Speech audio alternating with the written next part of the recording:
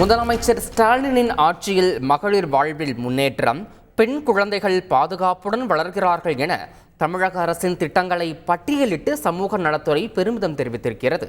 மேலும் இது தொடர்பான கூடுதல் விவரங்களை எமது செய்தியாளர் பாஸ்கர் வழங்கிட கேட்கலாம். பாஸ்கர், வணக்கம். இது தொடர்பான கூடுதல் விவரங்கள். தமிழ்நாட்டில் மாநில குழந்தைகள் பாதுகாப்பு கொள்கை 2021 வெளியிடப்பட்டு குழந்தைகள் நலனை பாதுகாப்பில் தனி கவனம் செலுத்துவதற்கான நடவடிக்கைகள் மேற்கொள்ளப்பட்டு வருகிறது.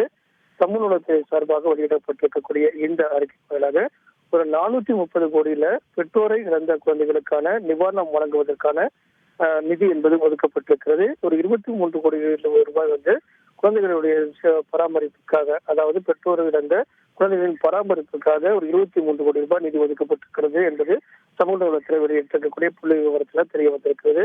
அதே போல பெண் குழந்தைகள் பாதுகாப்பு திட்டம் என்பது ஏற்கனவே செயல்படுத்தப்பட்டு வரக்கூடிய அந்த திட்டத்திற்கு 219 கோடி ரூபாய் நிதி ஒதுக்கப்பட்டிருக்கிறது. மகளிர் விடுதிகள், அதாவது ஒவ்வொரு மாவட்டத்திலையும் மகளிர் விடுதிகள் என்பது தமிழக அரசின் சார்பாக சமூக நலத்துறை சார்பாக கட்டப்பட்டு வருகிறது. அந்த வகையில 67 கோடி ரூபாய் நிதி ஒதுக்கப்பட்டு பணிபுரியும் மகளிருக்கான அந்த விடுதிகள் கட்டப்பட்டு வரக்கூடிய பணிகளை சுட்டிக்காட்டி இந்த அறிக்கை என்பது வெளியிடப்பட்டிருக்கிறது.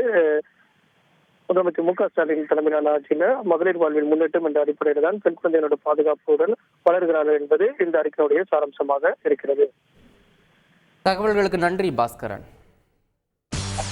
ட்ரெண்ட உங்க ஃப்ரெண்ட் ஆக்கிக்கோங்க.